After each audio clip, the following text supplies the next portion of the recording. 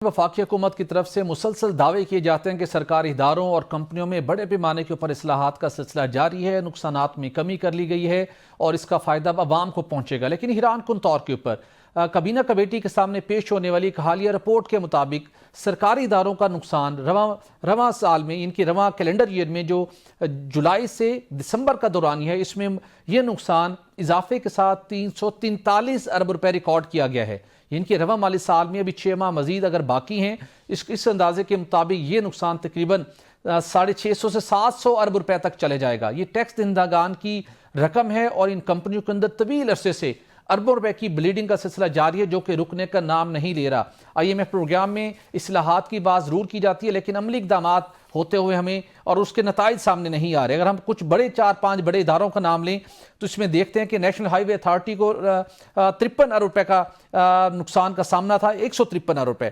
Quetta electric supply company 58 अरब रुपए उसने नुकसान रिकॉर्ड किया। सखर इलेक्ट्रिक सप्लाई कंपनी 29 अरब, पाकिस्तान रेलवे 26 अरब, पेशावर इलेक्ट्रिक सप्लाई कंपनी 19 अरब, स्टील मिल 15 अरब।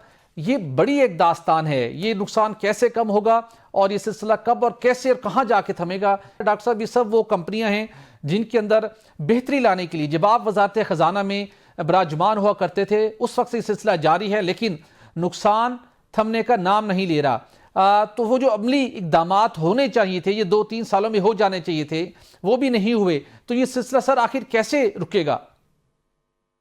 बिस्मिल्लाहिर्रहमानिर्रहीम। जिस रिपोर्ट का आप जिक्र कर रहे हैं, मजे की बात यह है कि ये मैं जब फाइनेंस मिनिस्ट्री में आया तो मैंने कोशिश की कि मुझे कोई डेटा मिल सके on the different sectors, energy में, एविएशन में, पावर में, पेट्रोलियम में, गैस में, ये जो हमारे हाईवेज हैं, इन पे आखिर डेटा क्या है कि ये जो हमारे SOEs हैं कितने, फेडरल फुटप्रिंट है कितना, फेडरल गवर्नमेंट कितने इदारे चला रही है। आप हैरान हो जाएंगे कि 2008-9 की बात कर रहा हूं, this data was not available. फिर मैंने 2010-11 में ये सारा डेटा इकट्ठा किया, जिस रिपोर्ट का आप जिक्र कर रहे हैं, जिसमें हम कहते हैं शायद 180 के करीब इस वक्त फेडरल गवर्नमेंट के पास कमर्शियल अदारे हैं, 80 मेन अदारे हैं और शायद 80 के 90 के करीब ही उनकी सब्सिडरीज हैं, ये कमर्शियल अदारे हैं। ये डेटा ही सारा मुंजमद करके एक पहली रिपोर्ट छापी, हम उसके बाद बार बार ये रिपोर्ट छापते रहे। मुझे आज खुशी है कि एक फाइनेंस मिनिस्ट्री ने दोबारा ये रिपोर्ट छापी है। स्ट्रक्चरल इनएफिशिएंसीज हैं, हाई फाइनेंशियल कॉस्ट्स हैं, पब्लिक सर्विस ऑब्लिगेशंस हैं, ये सरकार में एज नॉन कमर्शियल एंटिटीज चल रही हैं। रेगुलेटरी इश्यूज अपने हैं, ऑपरेशनल इश्यूज अपने हैं, पॉलिसी साजी के इश्यूज अपने हैं। NHA की मिसाल लीजिए, ये मॉडल ही कामयाब नहीं हो रहा कि हम सड़कें बनाएं और हम रिकवर ना कर सकें और उसमें इतने पैसे दे सकें।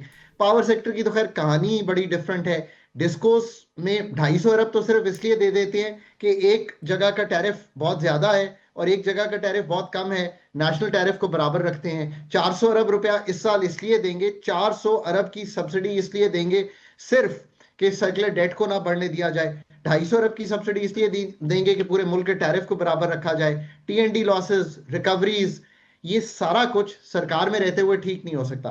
तो इसके ऑपरेशंस तो प्राइवेट सेक्टर को कभी ना कभी देने ही पड़ेंगे। NHA का मॉडल चेंज करना पड़ेगा। रेलवे एक्सपेंडिचर और कॉस्ट नहीं मीट होती, अब क्या करें? जो हम कमाते हैं, जो खर्च करते हैं, सो आपको उस मॉडल पे जाना ही पड़ेगा। रेलवे को शायद प्राइवेटाइज मेरा ख्याल है करना मुश्किल होगा। ये वो सारी चीजें हैं जो हम नहीं कर पा रहे।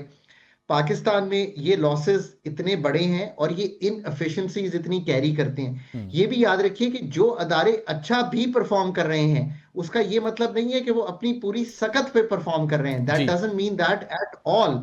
ऑल इट मीन्स इज कि वो return on investment, return on equity वैसा नहीं दे रहे जो प्राइवेट सेक्टर में उनको देना चाहिए। बिल्कुल। सो ये एक ओवरऑल स्टोरी है। डॉक्टर साहब, अभी जिसके हम डिस्कोस की जिक्र किया, चलें कुछ इदारे तो ऐसे हैं जिसके ऊपर गवर्नमेंट गुमगू की कैफियत में, लेकिन डिस्कोस की हम बात करते हैं तो पिछले 25 साल से इसके ऊपर बातचीत हो रही है। इनको वापडा को अनबंडल इसी मकसद के लिए किया गया था कि इनकी प्राइवेटाइजेशन होनी है, और आज तक हम तय कर रहे हैं कि ठीक है, इस 2 कंपनियों की निजकारी करेंगे, 2 की हम कंसेशन पर देंगे, तो अभी तक हम कर नहीं पा रहे। मतलब कौन रुकावट है? कोई बैरूनी रुकावटें हैं या अंदरूनी ही रुकावटें हैं इसके अंदर?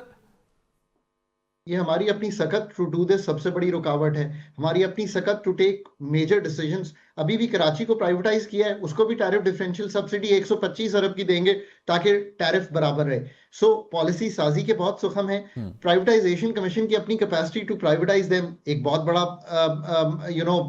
इंप्रूवमेंट मांगता है। इसी तरह ये जो डिस्कोज है ना आपके, ये चूंकि गवर्नमेंट सेक्टर में लगे थे, इनकी कई प्रॉपर्टीज तो ट्रांसफर ही नहीं हुई डिस्कोज के नाम पे। सो वो एक बहुत बड़ा इशू है। फिर डिस्कोज को खाली टोटली प्राइवेटाइज करना है या इनको रिटेल कंपनीज छोटी बना के प्राइवेटाइज करना है, होना क्या है इनका, ये लाएअमल एक इनका बहुत बड़ा रुकावट है। फिर इनके अनरिकवरेबल पड़े हुए हैं। मेरा ख्याल है कि जो टोटल अनरिकवरेबल 2024 का जो मुझे फिगर याद है, 2000 अरब रुपए के रिसीवेबल्स हैं। यानी कि एक तो पेबल है ना, जिसका जी। ये सर्कुलर डेट का आप नाम सुनते हैं, एक इन्होंने रिसीव करना है। जो आखिरी फिगर मैंने देखा था, क्योंकि ये रिपोर्ट अभी पब्लिश नहीं हुई, 2000 अरब रुपए के रिसीवेबल्स तो पड़े हुए थे as unrecovered in the disco. So इनकी बैलेंस शीट्स जो है वो सारी क्लीन होनी है। जी। रिकवरीज कम है, टी&डी लॉसेस हैं। फिर इलेक्ट्रिसिटी जनरेशन मुल्क में ड्रॉप कर गई है।